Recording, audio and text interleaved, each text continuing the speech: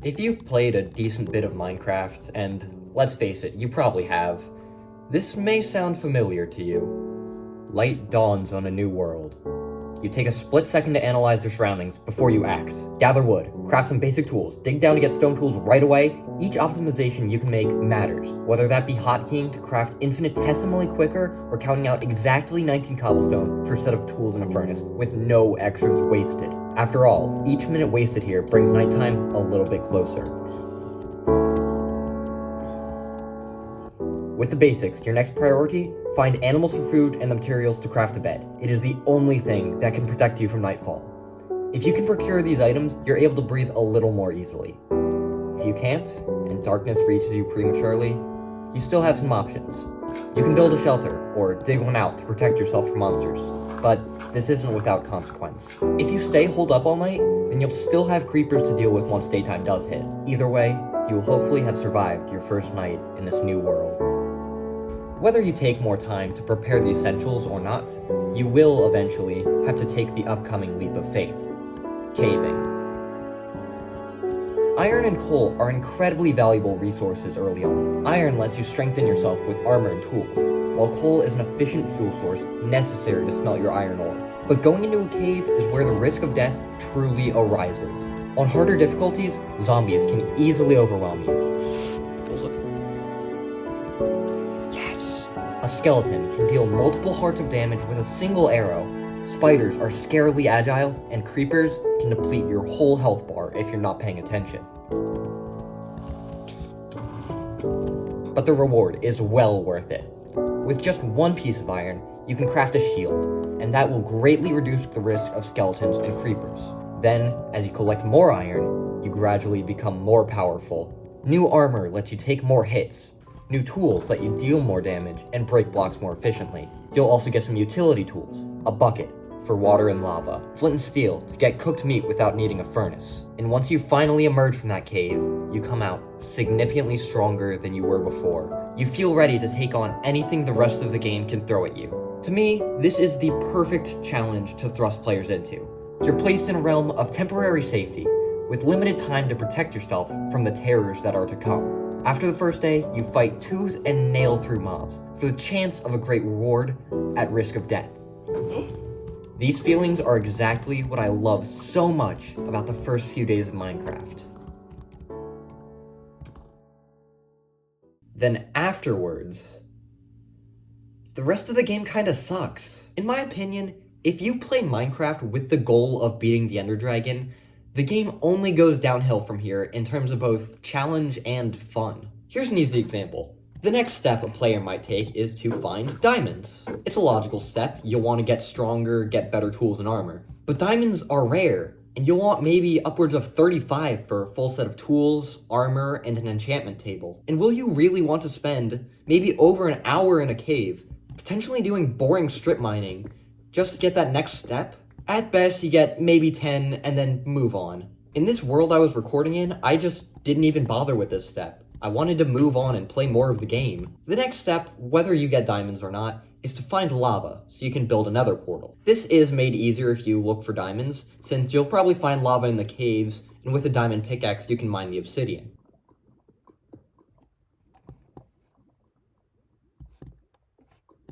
Otherwise, if you leave the cave without a diamond pickaxe, what you'll have to do is go look for some lava on the surface. And that means running in a random direction until you find lava.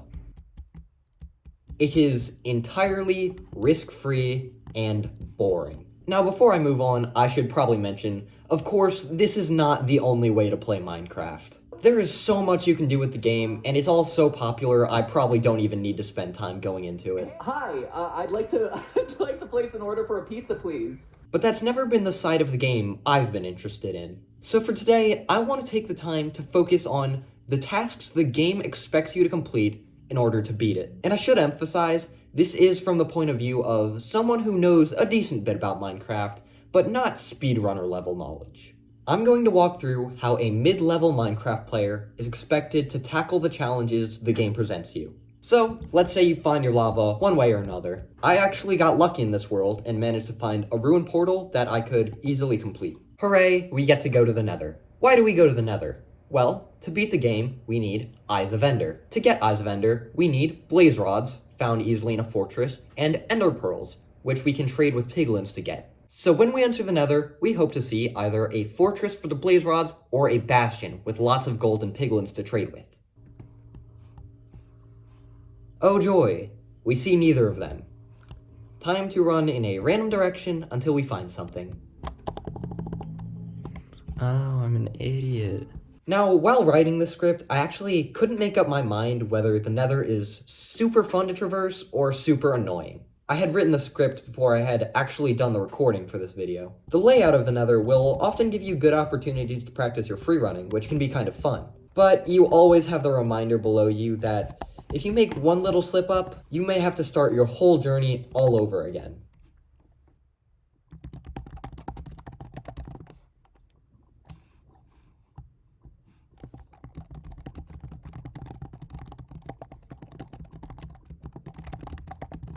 Also, half of these biomes suck. I hate the magma cubes and the basalt deltas. I hate the soul sand valley for slowing you down. And now the skeletons are just annoying. I hate that I can't mine gold without fearing that a piglin is gonna come jump scare me just for breaking it. And it's not gonna kill you. It's not a real threat. It's just gonna scare you. For reference, any footage of me dying was recorded in post and was not a part of the original run. Just so we're clear. Now, those were my thoughts before I had actually done the recording. And afterwards, oh my god, I hate it so much more. This world had the worst nether I've ever seen. You saw that spawn, right? I had nowhere to go and nothing to go off of. I ran in a random direction for a while, and thankfully, luckily, I did manage to find a fortress. I would have actually preferred to find the bastion first, but you know what, this is okay, we'll start here. Take some time to wander through the fortress a little bit until you find your blaze spawner. But until then, make sure you tiptoe through so that you don't get scared by a wither skeleton waiting around a corner who's gonna wither you, and then you get dropped down to low hearts, you have to hold yourself in, and then you wait for yourself to heal back up so you don't die like an idiot because you took 2 hits from a wither skeleton. That was all script. I think the best part is when you initially find the blaze spawner. You know you have to play a little bit carefully because you could get set on fire, get down to low health, and then need to heal back up. But you also know you can't take too long to kill these guys because the spawner's just gonna create more, and then your problems are gonna multiply. So here you actually have to balance your risk. Should I play more safe, but potentially allow more blazes to spawn, or should I play more aggressively, but potentially die from being lit on fire? Once you do clear them out, it lightens up a bit. You're especially helped by having a shield, which blazes can't easily get through. And once you've got enough blaze rods, you're able to leave the fortress. Now we've got to go find a bastion. There's not a bastion around. Now, I would normally want to play this as legit as possible, but this nether broke me. There weren't really any open, obvious ways to go in the nether. Every path I took just seemed to lead to a dead end, and I didn't know where to go. So, I eventually gave in. I used a command to find where the bastion is. Oh, and it's so far away. And it's in that direction? That's walls! I mined in that direction for a bit. My iron pickaxe got low on durability, and I knew I was going to need it for the gold blocks, so I had to make a bunch of wooden ones. It was a low point for me, and after a long time of not making any progress, I gave in. Whoa, I found it. So sue me. I'm trying to make content here, and I cannot be bothered to dig or bridge slowly across the nether just so I can get to the next step. This part of the game is not fun. Alright, finally, we find our bastion. We look for a bastion because of all the gold blocks they hold, which we can use to trade to piglins. However, there are in fact 4 types of bastions, 2 of which have all of their gold blocks hidden in walls. And I was unfortunate enough in this playthrough to find the Hoglin Stables, one of the aforementioned bastions, which hide their gold blocks in walls. So if you don't have the layouts of the bastions memorized, which I don't, then you either have to Google the gold block locations, dig around randomly like a madman, or give up. Now, again, I wrote that before I had actually played through the world. I attempted those first 2 options for so long. I really tried exploring the bastion, which is made hard because of the freaking Piglin brutes. These monsters hit like a truck and will disable your shield with their axes. So the best bet to take on these guys is to get out of their reach, put them in lava, and take your hands off the keyboard. For like 10 seconds, they have so much health. After just trying to dig around for a while, I eventually went back to strategy 1. Google it. And through my research, I found out I had been given maybe the worst possible bastion in Minecraft. There's 6 sections to the bastion, each of which has 3 different ways they can generate, and the ones that my bastion generated had 0 gold blocks. There was no gold in the bastion, which is the whole reason we came here. So eventually, I went on to strategy 3. Give up. Again, I really didn't want to do this. I wanted to play through the game legit so I can get a real experience on camera for you guys. But this broke me. I spent so long running through this bastion, trying to figure out how bastions work, and it was all for nothing. I eventually found a little bit of gold. My research has told me that this is the worst possible bastion. There's no gold blocks in that entire half of it. But I did find some in the lower half. Frick. Now we've got all the gold blocks the bastion gave us, which is admittedly a lot less than I would have liked to have, but we got them. Let's move on. Now, the other reason speedrunners look for bastions is because there's so many piglins. So when you've got a lot of gold to trade and a lot of piglins to trade with, the trading process is quick and easy. Now, I'm not a speedrunner. I don't know the routes, and I'm always too scared of more piglin brutes coming and critting me out, that my typical strategy is just to leave the bastion. You check your notes and screenshots for wherever your portal was, and you head straight on back. Recall, I hate this nether, and I cheated to get here. I'm certainly cheating to get back. I'm back. Whoa. Let me go find some piglins.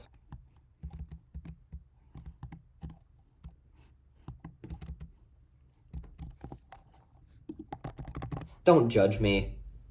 I'm so over this. Now, we've got a few piglins of our own to trade with. So, we'll throw them the gold, and wait. And wait. And wait. Why did they reduce the drop rate of ender pearls? It's worth mentioning that piglins get mad at you if you open chests, to discourage you from looting bastions. But it's not just bastion chests. Any chest they will get mad at you for opening, even if it's one you place down yourself. I hate this game. Looks like they're done trading. Let's see what I've got. 6 pearls. 6 ender pearls. You need 12. I spent so long in the nether, trying to find my way around, looking for a bastion, researching bastions, giving up, getting sad, and crying. And I got halfway to my goal.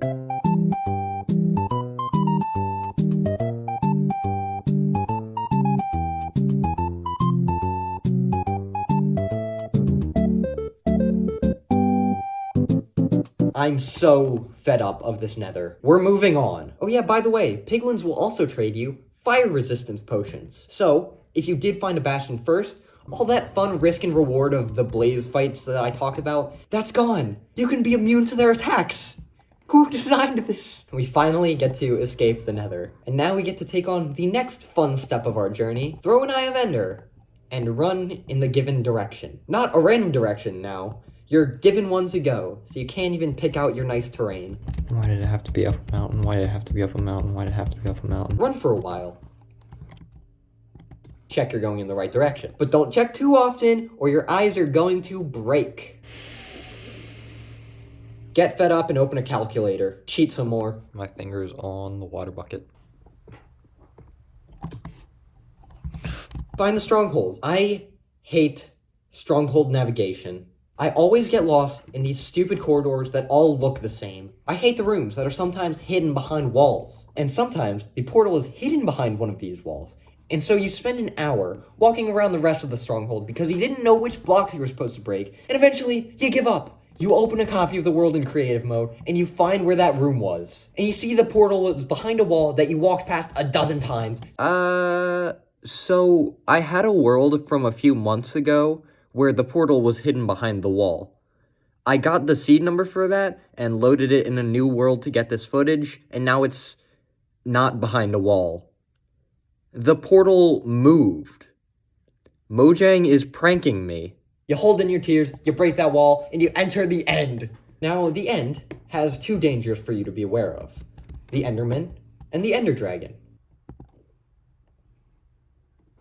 The end has one danger for you to be afraid of. For the price of ruining your vision for the dragon fight, you can negate one of the two challenges of this dimension. You can also negate the other by brewing potions of slow falling, so that when the dragon launches you in the air, you don't have to be afraid of dying to fall damage. But that does require killing phantoms, another of the most annoying mobs in the game, so I never bother. Alternatively, you get some ender pearls, and when the dragon throws you up, you throw them down.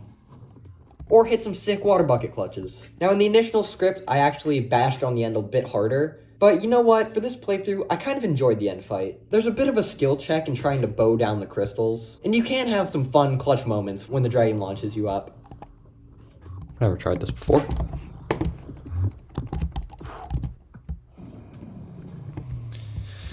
Yay! Tip me in my hat.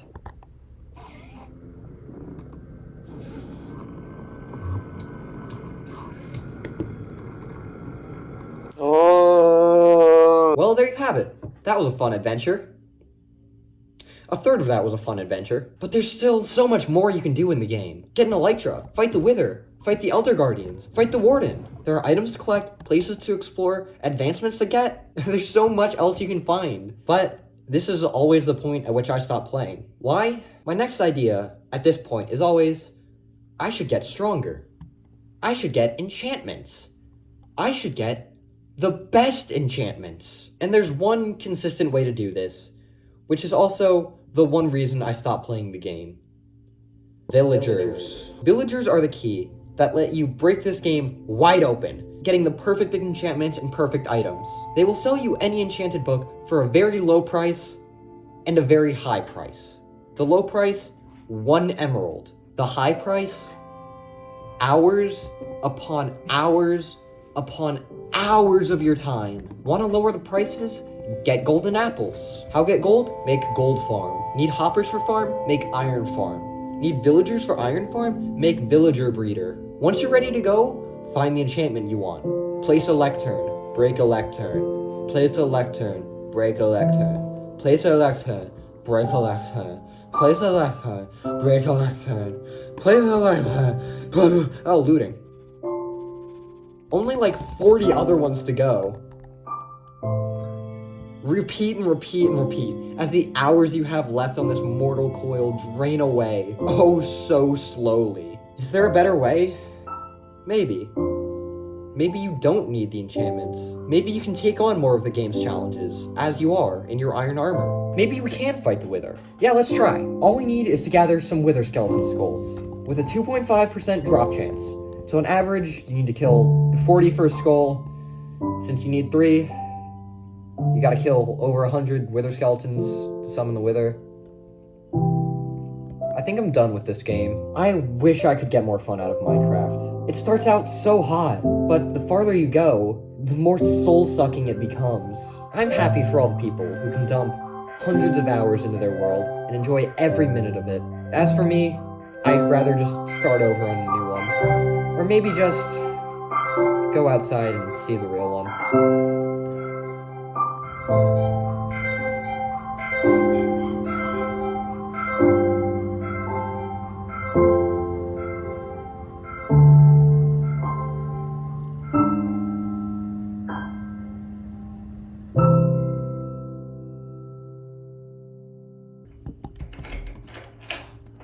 Yo. Yeah. Do you think you could get 1,000,000 cookies in 100 Minecraft days? Probably. I've watched YouTube videos of people trying to do that. It's interesting. Do they manage it?